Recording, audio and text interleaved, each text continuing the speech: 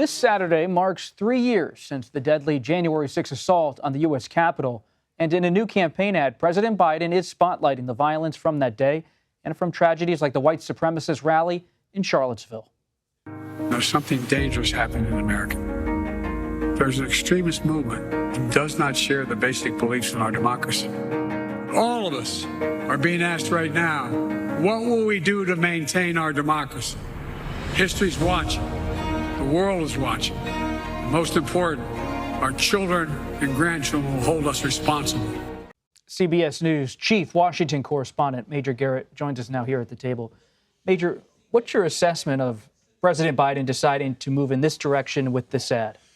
What's interesting, Robert, is last year, when the economic statistics were not as favorable as they currently are, the Biden reelection campaign leaned heavily into Biden economics.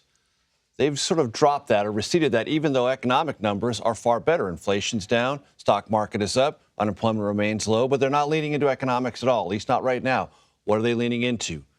Something they consider more central to the future of the country, not your economic future, but the entire foundation of our democracy and our approach to rule of law.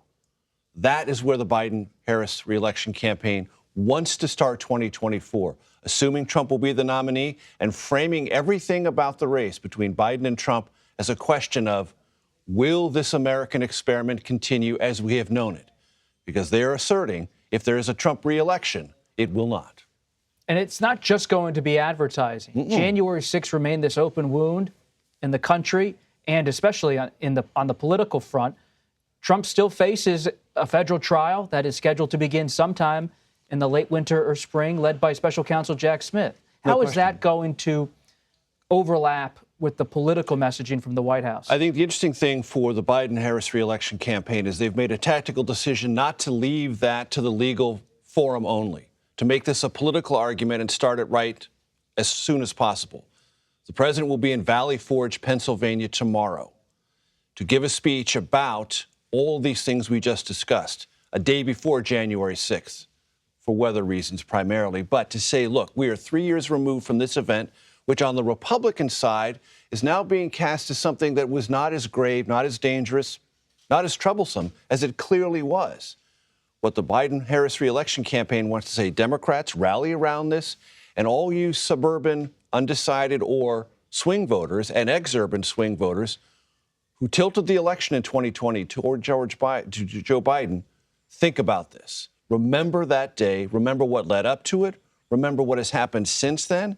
And remember that Trump has said if he's reelected, he'll pardon most, if not all, of those offenders on that day and essentially tell America for all terms and times it was no big deal. When most of us believe not only was it a big deal, it was a central moment in whether this understanding, historic understanding of a peaceful transfer of power and basic orientations to democracy can or cannot hold.